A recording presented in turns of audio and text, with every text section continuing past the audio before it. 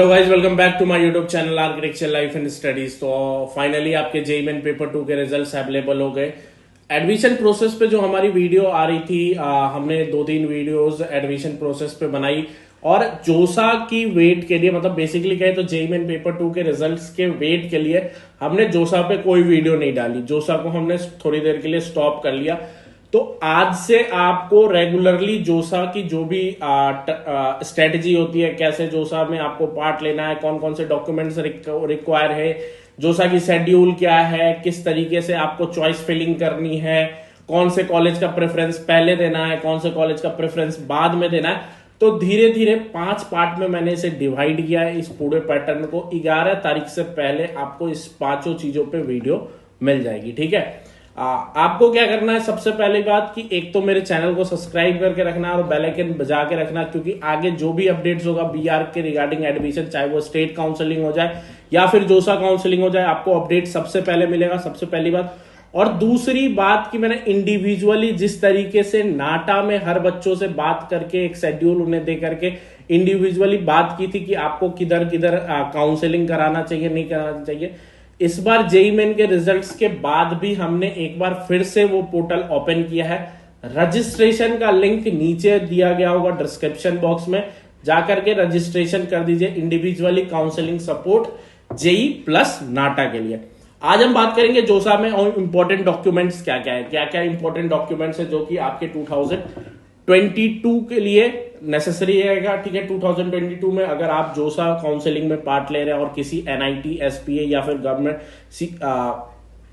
Central funded colleges में, अगर आपको केंद्र सरकार की जो कॉलेजेस होती है जो कि जोसा में पार्ट लेती है, उसमें अगर एडमिशन लेना है तो आपके पास इतनी डॉक्यूमेंट बनी हुई रहनी चाहिए। मैं आपको बता दूं, बहुत सारे बच्चे, मेरे खुद के इंस्टीट्यूट में कुछ ऐसे बच्चे हैं जिनके पास कुछ डॉक्यूमेंट्स नहीं है। तो कल ही मैंने उनको फटकार तो लगा दिया है अपनी तरफ से कि भैया डॉक्यूमेंट्स बनवा लो। अगर आपने डॉक्यूमेंट्स नहीं बनवाए तो कल को आपकी सीट कोई और लेके चला जाएगा या फिर आपको सीधे आपकी कैटेगरी से हटा करके दूसरी कैटेगरी में डाल दिया जाएगा। ठीक है, जनरल कैटेगरी में। तो जो सीट आपको मिलनी चाहिए थी एक्चुअली में अच्छे कॉलेजेस में, वो आपको नहीं मिल पाएगी। ठीक है, तो डॉक्यूमेंट्स आज से अगर आप बनवाना स्टार्ट करते हो, आज 3 सितंबर है, तो बेसिकली 10 दिन में सारे डॉक्यूमेंट्स बन जाते हैं। तो जिन बच्चों के पास डॉक्यूमेंट्स नहीं है वो डॉक्यूमेंट्स अपना बनवा ले। यहाँ पे देखो सारा कुछ लिखा हुआ है। Provisional seat allotment letter 2021। देखो एक टाइम आता है जहां पे आपको डॉक्यूमेंट वेरिफिकेशन जाके करनी होती है। जैसे आप जोसा में पार्ट लोगे, फिर आपको अगर कोई सीट मिल जाती है, जैसे मेरे को राउंड 2 में सीट मिल गई, तो राउंड 2 में जैसे ही मेरे को सीट मिलती है ना, ये सारे डॉक्यूमेंट्स लेकर के मेरे को डॉक्यूमेंट वेरिफिकेशन कराना होता है। पिछली बार तो ऑनलाइन पोर्टल था, अगर इस बार ऑफलाइन होता है तो ऑफलाइन, अगर ऑनलाइन होता है तो ऑनलाइन, लेकिन आपके पास इतने डॉक्यूमेंट्स रहने चाहिए। ठीक है, नियर बाय अगर ऑफलाइन होगा तो नियर बाय आपको कोई एनआईटीज वगैरह बता दिया जाएगा, वहां पे जाकर के आपको कराना होगा। अगर अगर ऑनलाइन होता है तो ऑनलाइन पोर्टल पे आपको इन सब चीजों को सबमिट करना पड़ेगा। रेगुलर वो आपका अपडेट देते रहेंगे कि आपका डॉक्यूमेंट वेरीफाई हुआ है कि नहीं हुआ। अगर कोई दिक्कत है तो ये यहाँ पे दिक्कत है, जाकर के इसको आप ठीक कराइए। ठीक है, तो सबसे पहले हमारा हो गया प्रोविजनल सीट अलॉटमेंट लेटर। आपको जो सीट अलॉट होगा उसका एक आप निकलवा के रखना, वो आपको सबमिट करना होगा। जैसे ही मैंने आपको कहा कि राउंड 2 में अगर आपको सीट मिल जाती है तो राउंड 2 की जो वो सीट की जो आपको मिलेगी उसकी आपको एक डॉक्यूमेंट पीडीएफ के फॉर्म में मिलेगा, वो आपके पास लेटर रहना चाहिए। 3 passport size photograph similar to uploaded, जो आपने अपलोड कर रखा है जेईई मेन के पोर्टल पे। ठीक है, सेम उसी तरीके का पासपोर्ट साइज फोटो आपके पास 3 होना चाहिए। 3 आपके पास पासपोर्ट साइज फोटो होना चाहिए। कैंडिडेट अंडरटेकिंग होना चाहिए। ठीक है, proof of seat acceptation fee, e challan जो आपने पेमेंट किया है। जैसे ही आप सीट एक्सेप्ट करते हो तो आपके पास एक अमाउंट ऑफ मनी पे करना पड़ता है। ठीक है, डिफरेंट कैटेगरीज की डिफरेंट अमाउंट है। अगर मैं एससी की बात करूं तो लगभग पिछले साल 15,000 रुपए थी। अगर मैं जनरल की बात करूं तो उनको 45,000 रुपीज पे करने पड़ते हैं। तो ये एक अमाउंट ऑफ मनी है कि हाँ मैं ये सीट एक्सेप्ट करता हूं, और बाद में मैं फ्रीज फ्लॉट, वो सारी चीजें बाद की बात है। वो अगर हम नेक्स्ट वीडियो में देखेंगे कि कैसे क्या होता है प्रोसेस में, क्या क्या चीजें होती है, वो हम नेक्स्ट में देखेंगे। इस पूरे वीडियो में हम सिर्फ और सिर्फ डॉक्यूमेंट के बारे में देखेंगे। ठीक है, तो जेईई मेन का स्कोर कार्ड हो गया, जेईई मेन का एडमिट कार्ड हो गया, 10th का डॉक्यूमेंट आपका डेट ऑफ बर्थ होगा। ठीक है, 10th के डॉक्यूमेंट से आपका डेट ऑफ बर्थ होगा। बहुत बच्चे पूछते हैं कि भैया 12 मेरा डोमिसाइल नहीं बना, ये नहीं बना, वो नहीं बना। तो जो 12th का डॉक्यूमेंट होता है ना, वही आपका क्या होता है, वही आपका स्टेट वेरीफाई करता है कि बच्चा कौन से स्टेट का है। ठीक है, 12th का document, marksheet and passing certificate, valid photo identity card, ठीक है, आपके पास आधार कार्ड वगैरह होना चाहिए, मेडिकल सर्टिफिकेट होना चाहिए, कैटेगरी सर्टिफिकेट इफ एप्लीकेबल। सबसे इंपॉर्टेंट हो जाता है, आपको जो डॉक्यूमेंट बनवाना पड़ेगा वो कैटेगरी ही बनवानी पड़ेगी। कौन कौन सी कैटेगरी को बनाना पड़ता है मैं आपको बता देता हूं।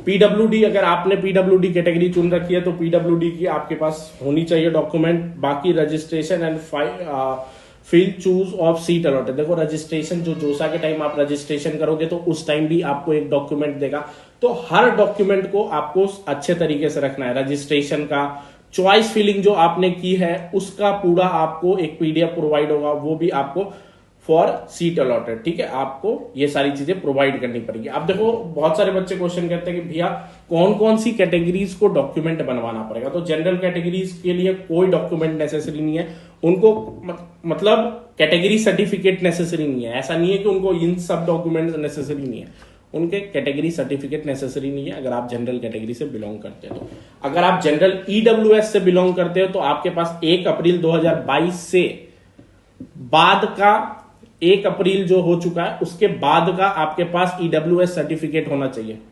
ठीक है, अपडेटेड।